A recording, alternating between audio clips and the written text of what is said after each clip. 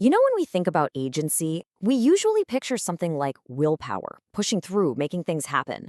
But what if real agency isn't about forcing things at all? What if it's about the quality of the space inside us? Today, we're going to explore agency not as something you do, but as an inner environment that you can actually cultivate. Okay, so this question really gets to the heart of it. Is agency an act of will, something we have to muscle through? Or is it a quality of space, a condition that we can learn to inhabit? That distinction right there changes everything about how we approach this. So, the common story, right? It's all about effort. It's about willpower, making the right choice, and staying in control. But the perspective we're looking at today completely flips that script. It suggests that instead of willpower, we think about space. Instead of choice, we think about mobility. And instead of control, we think about presence. And when you make that shift, something totally new has a chance to emerge. And here it is, the core idea in a nutshell. Agency isn't another task on your to-do list. It's a condition that emerges from your awareness. Think of it more like an inner weather system that, when the conditions are right, allows for new actions to arise all on their own, without all that force. So, how do we create those conditions? Well, we can imagine agency as a field of awareness, and this field is shaped by three key qualities that all interact with each other. Now, this is super important. These are not steps in a sequence. They're not stages. They're more like coexisting ingredients that are all happening at once. All right, so let's dive into the first quality that shapes this field. The source material has this beautiful way of putting it, and it really points to the creation of a very specific and very powerful kind of inner space. And this is what we're calling the margin of awareness. The shift is, well, it's subtle, but it changes everything. It's that tiny but profound jump from being completely swallowed by an experience, from saying, I am fear, to creating just enough space to say, I am experiencing fear. Right there, in that little gap, that's where agency is born. And this idea isn't new. The philosopher Eugene Gendlin built so much of his work around this. He called our ability to tune into this space our felt sense. This margin is what lets us differentiate, to take a half step back so we can actually relate to what's happening instead of just being consumed by it. It literally gives us a place to stand. Okay, so having that space is one thing, but what's supposed to happen in that space? This brings us to the second quality of the field, because it's not just about having some breathing room. It's about giving the energy of our experience somewhere to go. And that's where this next piece comes in, the range of channels. The idea here is that an experience, like sadness or anger, isn't just a static thing. It's a process, and it needs to move. A system with a lot of agency has lots of different channels for this movement. It can express itself as an emotion, sure, but also as a physical sensation, a small gesture, an image in your mind. Arnold Mindell, the founder of process work, really saw agency as this kind of mobility. And this is huge. He basically saw that if an experience gets stuck in just one channel, say a thought that just goes round and round and round, that's compulsion. But if you can open up other channels, that same energy can flow, it can transform, and it can actually find its own natural completion. Which, brings us to our third and final quality. And you could almost say this one is the foundation that holds the other two.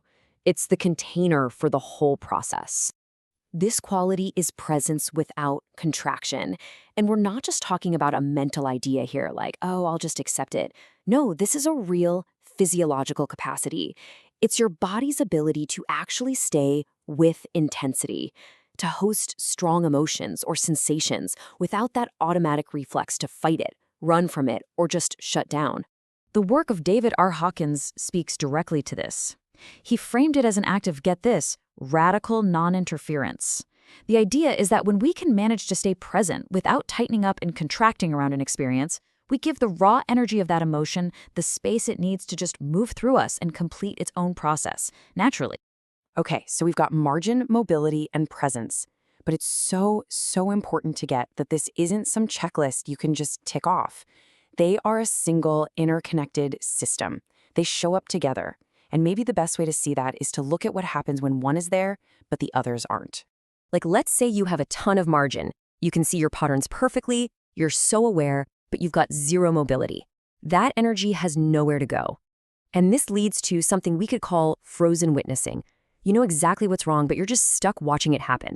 Or, flip that around. What if you have lots of mobility, lots of channels for expression, but there's no grounded presence holding it all, that can easily become aimless action. Just this chaotic, frantic energy that does a lot but doesn't actually resolve anything. It's just spinning its wheels. And what about the last combination? What happens if you have presence but no real margin, no clear differentiation? Well, that can turn into a kind of vague detachment. It's almost like a spiritual bypass, where you might feel calm and peaceful, but you're not actually connected to the real, specific, messy details of your life. So you can see what happens, right, when this whole field of awareness is weak, when margin, mobility, and presence are all low, the system just gets stuck. It loses its ability to do anything new. It's trapped, just running the same old reflexes, the same old patterns, over and over again. And what's fascinating is this isn't just a personal thing. It scales up. Otto Scharmer's work on Theory U gives us a great way to talk about this. When that field collapses, he calls it downloading, or just repeating the past. But when the field opens up, he calls it presencing, creating the conditions where our actions can be drawn from a future that wants to emerge. So you might be asking, what is it that can even notice all this happening? What's the part of us that can see whether there's margin or mobility or presence? We can call that a meta-awareness or a meta-communicator. It's the part of you that's the quiet observer of the whole field without getting totally lost in any one part of it. All right, so let's zoom out and land this. If there's one thing to take away, it's this. When we look at agency through this lens, it stops being some kind of personal achievement that you have to win through struggle and effort. Instead, agency becomes a field condition, an inner environment that we can cultivate. It's way more like being a gardener. I mean, you don't stand there and yell at a plant to grow, right? No, you create the right conditions, the right soil, the right amount of water and light, and then growth just happens. It's an act of hosting, not of controlling.